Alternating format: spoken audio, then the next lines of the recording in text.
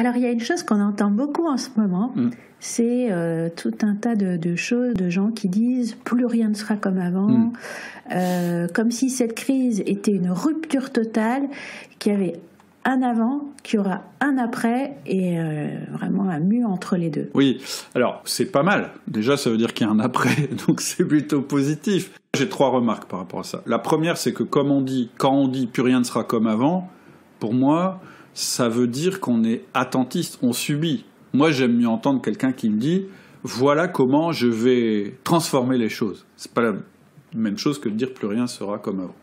La deuxième, c'est dire « plus rien sera comme avant », c'est vraiment enfoncer une porte ouverte. Parce que tout change tout le temps, et la seule chose qui soit constante, c'est que tout change tout le temps. Donc, cette stabilité dont on parle, en fait, c'est une vue de l'esprit. Ce que je disais tout à l'heure, c'est une vue de l'esprit.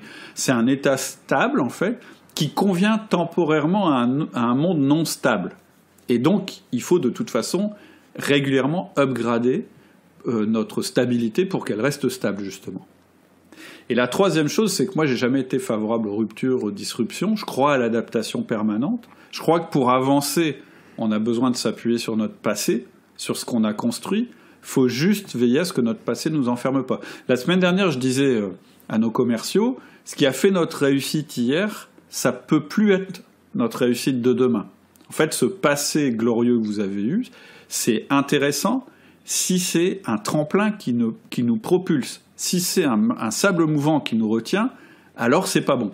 En fait, ce que je veux dire par là, c'est qu'un des révélateurs que tu peux avoir aussi, c'est si réellement tu vois les choses comme ça en disant mais tout va être différent, il y aura un avant, un après, c'est peut-être aussi ta manière de structurer ton entreprise, ton équipe, etc., elles n'étaient pas adaptables en permanence. Moi, je pense que les sociétés qui vont le mieux évidemment réussir justement à passer de l'avant vers l'après, c'est ceux qui déjà avaient senti la nécessité d'adaptation.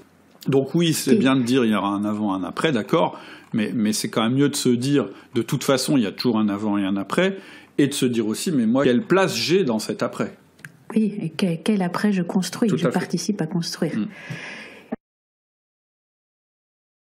Si cet extrait vous a plu, vous apprécierez certainement le podcast dont il est tiré. Donc pour retrouver ce podcast, recherchez « Outils du manager » sur votre appli de podcast et recherchez le titre 215 « Comment tirer parti de la crise ». À bientôt.